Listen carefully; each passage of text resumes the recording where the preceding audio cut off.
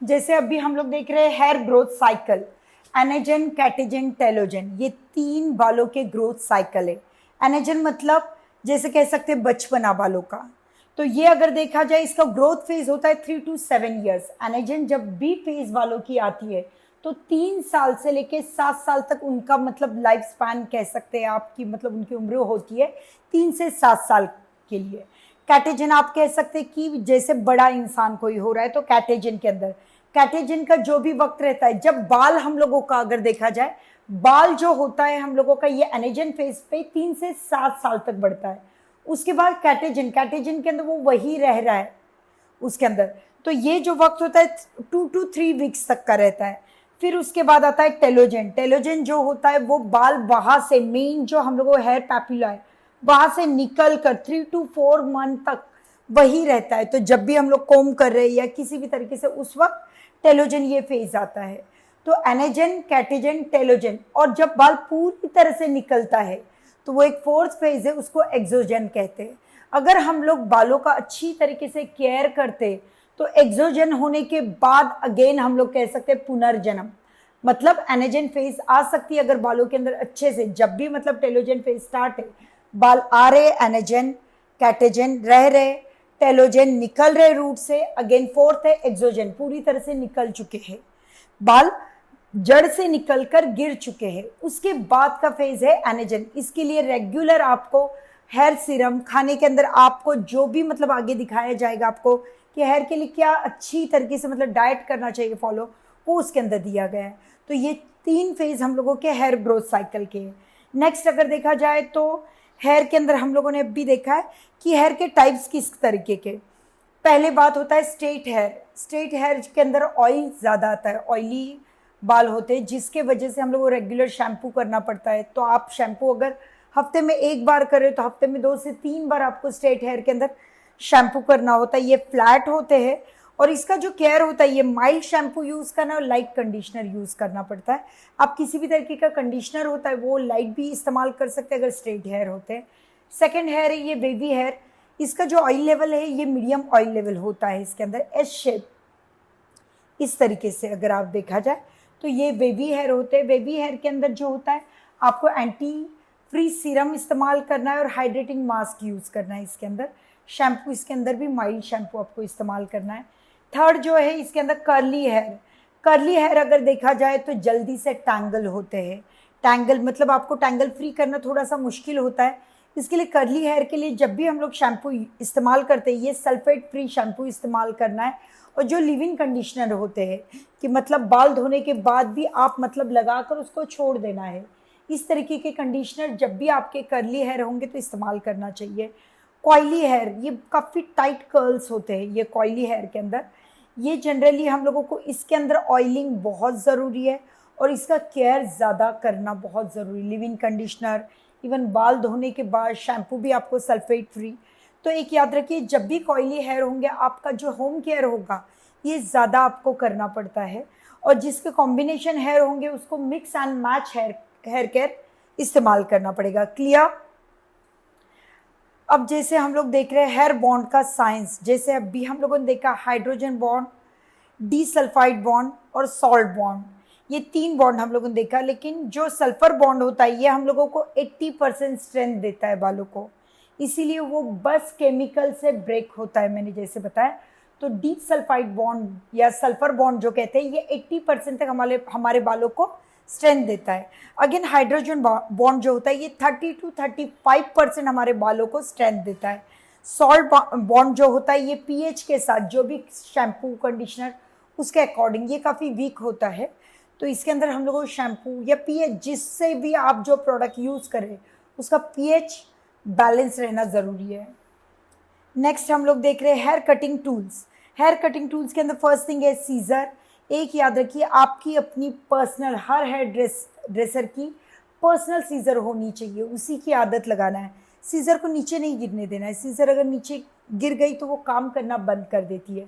जैसे लेडीज़ अगर होती है तो वो छोटी सीज़र, अगर इनिशियल स्टेज पे आप है तो स्टैक कंपनी की भी सीज़र यूज़ कर सकते हैं या किसी भी कंपनी की सीज़र।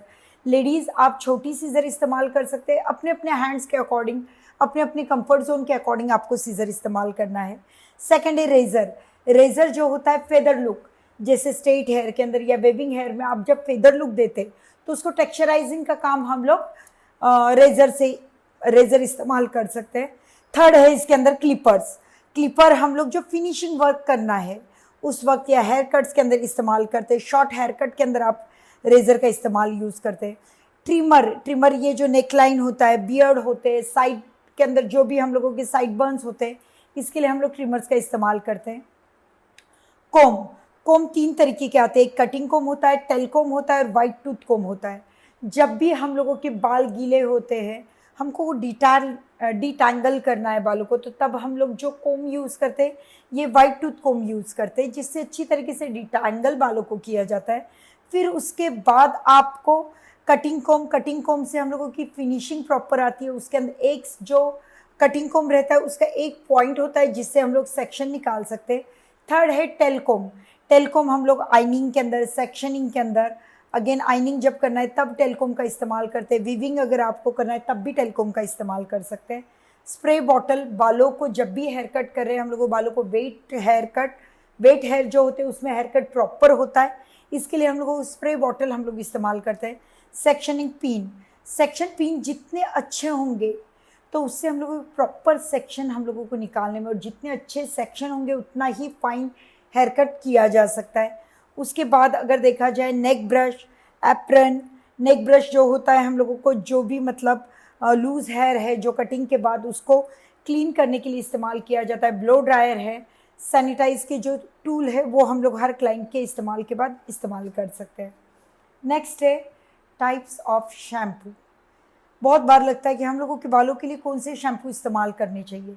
एक याद रखिए, जब भी कोई भी केमिकल ट्रीटमेंट आप करने के लिए जा रहे हो तो प्लीज़ क्लैरिफाइंग शैम्पू का इस्तेमाल कीजिए, क्योंकि क्लैरिफाइंग शैम्पू जो होता है वो क्यूटिकल को अच्छी तरीके से ओपन करता है, जिसकी वजह से जिस किसी भी केमिकल ट्रीटमेंट जैसे रिबॉन्डिंग कर रहे हैं, हेयर स्पा कर रहे हैं, हेयर कलर कर रहे हैं, उसका रिज़ल्ट बहुत अच्छा आता है।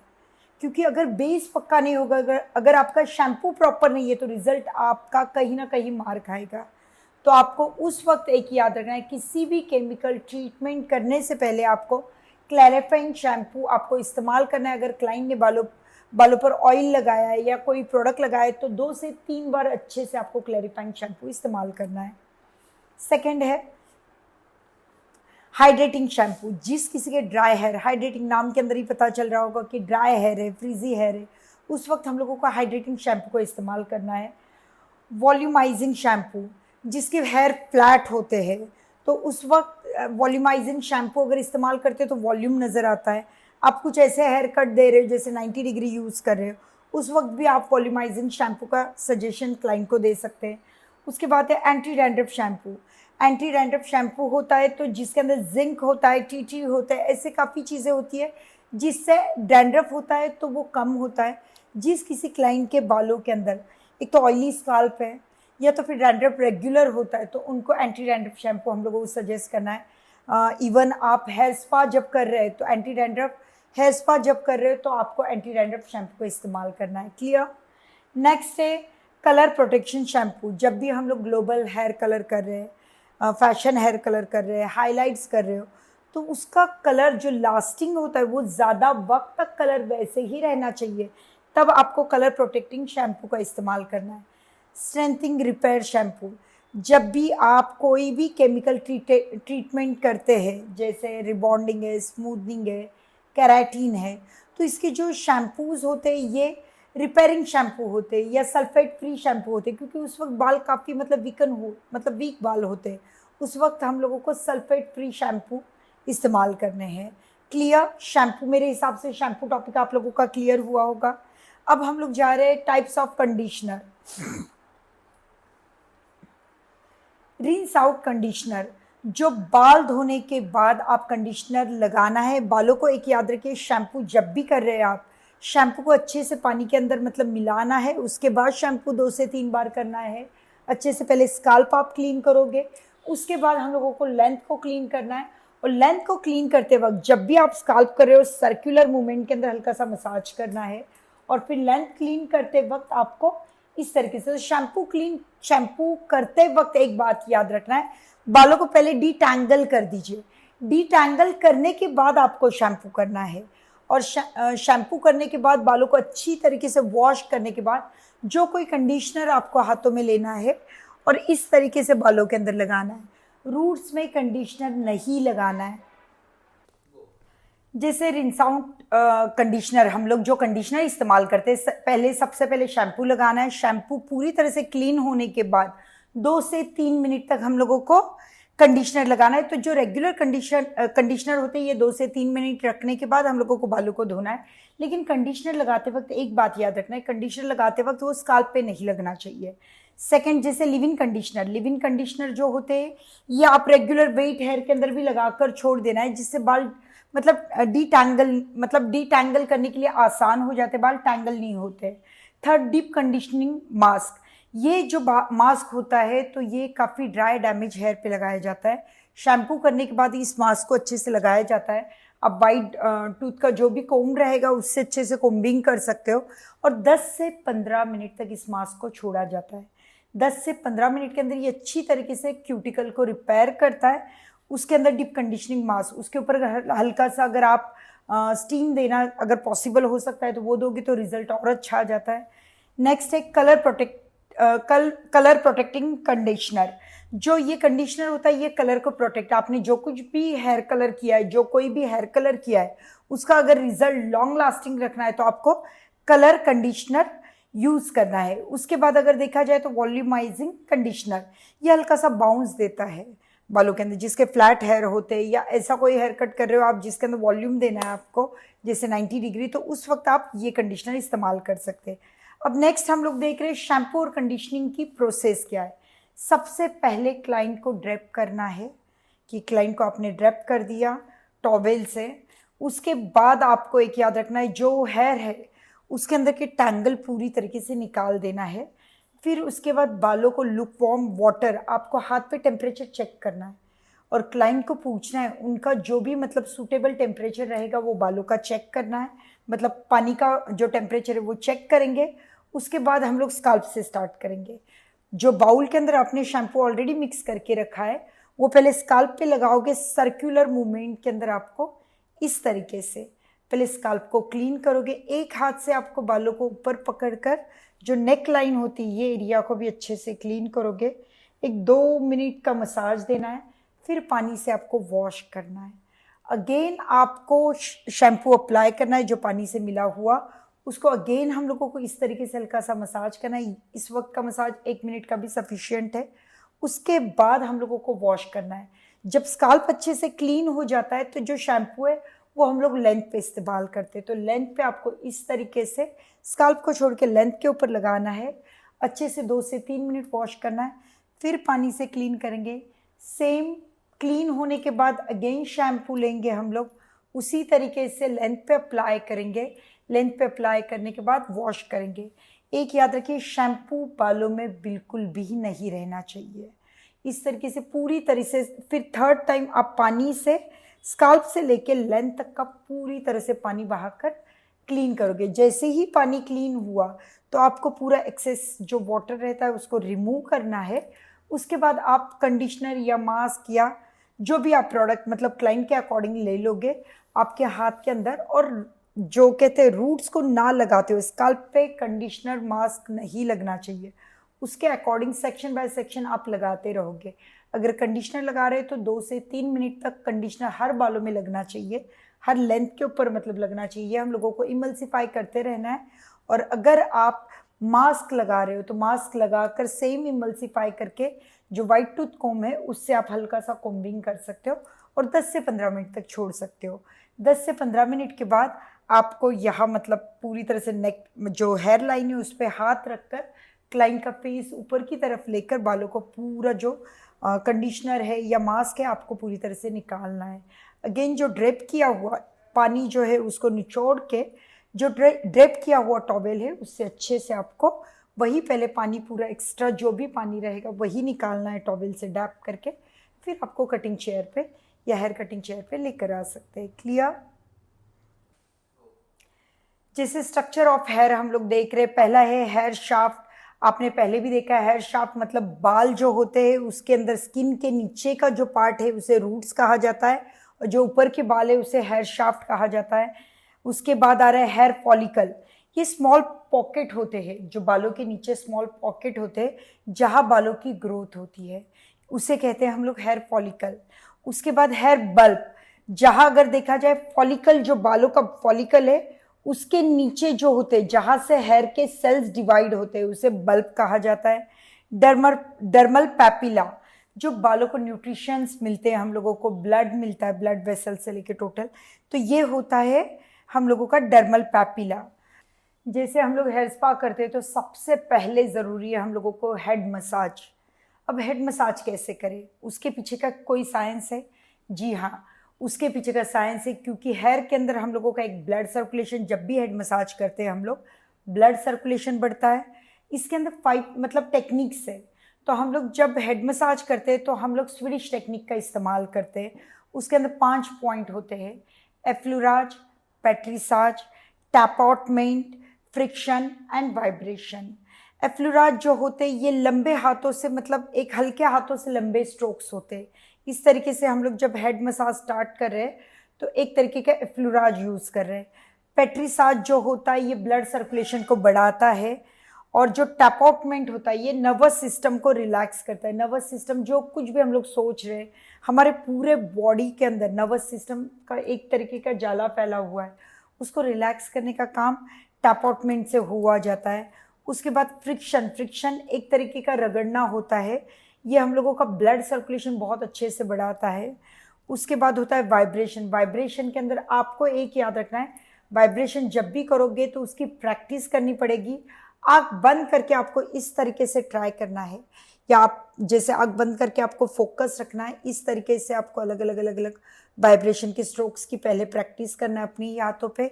धीरे धीरे धीरे प्रैक्टिस करने के बाद आपका वाइब्रेशन, ये मूवमेंट भी आप अच्छे तरह से दे सकते हो।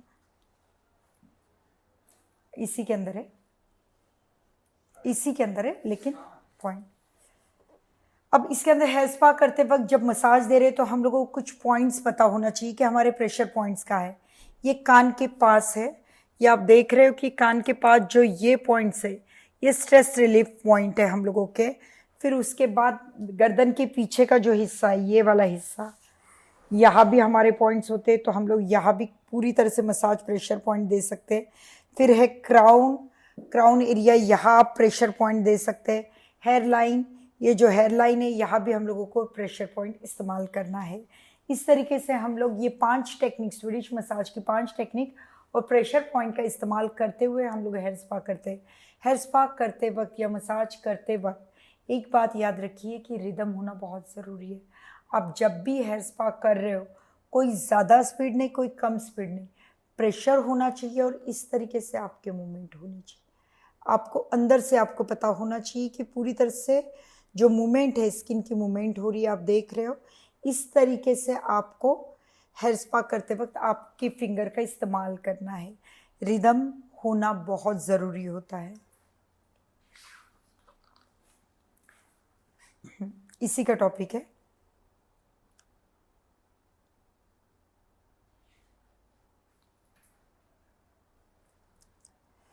हेयर स्पा के अगर बेनिफिट देखे जाए तो ये स्काल्प को क्लीन करते हैं। अगेन देखा जाए तो बालों का मॉइस्चर बैलेंस करते हैं, बालों के रूट्स को स्ट्रेंथ देते हैं। उसके बाद हेयर फॉल इससे कम हो जाता है। डैंड्रफ जो होता है, डैंड्रफ ड्राइनेस, ये कंट्रोल होता है। स्ट्रेस कम होता है और रिलैक्सेशन मिलता है। हेयर स्पा के अंदर अलग अलग प्रोडक्ट होते हैं। जैसे हम लोग सिंपल सी बात एक याद रखिए, जो रूट्स का प्रॉब्लम है, स्काल्प का प्रॉब्लम, सॉरी रूट्स नहीं, स्काल्प का प्रॉब्लम है, स्काल्प का प्रॉब्लम है, उसके लिए हम लोग एंटी डैंड्रफ है, हेयर फॉल है, ये स्काल्प का प्रॉब्लम है। और जो लेंथ में है, ड्राइनेस, फ्रीजी हेयर, तो हम लोगों को जब भी हेयर स्पा क्रीम लेते हैं, हम लोग कोई भी किसी भी कंपनी की हेयर स्पा क्रीम ले रहे हो, उस क्रीम के अंदर अगर स्काल्प पे इस्तेमाल करने तो पहले कम क्वांटिटी में क्रीम लेनी है। उसके अंदर एंटी डैंड्रफ, अगर डैंड्रफ रहेगा तो डैंड्रफ का एम्प्यूल्स मिक्स करना है, ब्रश से अच्छे से मिक्स करना है, पहले वो स्काल्प पे लगेगा। फिर प्लेन हेयर स्पा क्रीम लेकर आप लेंथ पे लगा सकते हो। अगर आपका कंसर्न डैंड्रफ है या हेयर फॉल है, हेयर फॉल का सेम एम्प्यूल्स ऐड करोगे, आप स्काल्प पे पहले अप्लाई करोगे, फिर प्लेन स्पा क्रीम लेकर लेंथ पे अप्लाई करोगे। लेकिन अगर आपका कंसर्न ये ड्राई डैमेज हेयर है तो आपको ड्राई डैमेज हेयर के एम्प्यूल्स लेना है, स्काल्प पे नहीं लगाओगे आप, स्काल्प से स्टार्ट करोगे, लेंथ के ऊपर हम लोगों का टारगेट रहेगा। क्लियर? ये तीनों अलग अलग एम्प्यूल्स आते हैं, एम्प्यूल्स के हिसाब से आप आपकी ट्रीटमेंट चेंज कर सकते हैं, एंटी डैंड्रफ, हेयर फॉल और dry damage hair. Clear? Ampoules थेरी हेयर स्पा, इसके अंदर रेगुलर जो हम लोगों को हेयर स्पा करते हैं उसके अंदर हम लोगों को काफ़ी वक्त लगता है। ये जो हेयर स्पा इसके अंदर सिर्फ एक टारगेटेड ट्रीटमेंट की जाती है, जैसे हेयर फॉल है, ड्राई डैमेज हेयर है, अगेन हम लोगों को एंटी डैंड्रफ हेयर है।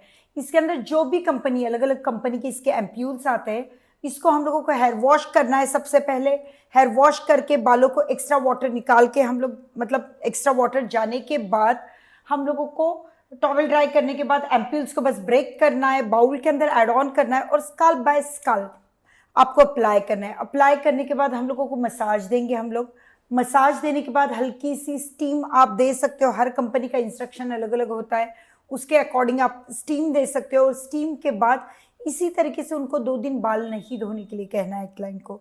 और होम केयर के अंदर अगर इसके अंदर आप ये हेयर स्पा करने के बाद अगर डैंड्रफ है तो डैंड्रफ का होम केयर देना है आपको, हेयर फॉल हो रहा है तो हेयर फॉल का होम केयर देना है, और अगर ड्राई डैमेज हेयर है तो उसके अकॉर्डिंग होम केयर देना है। क्लियर?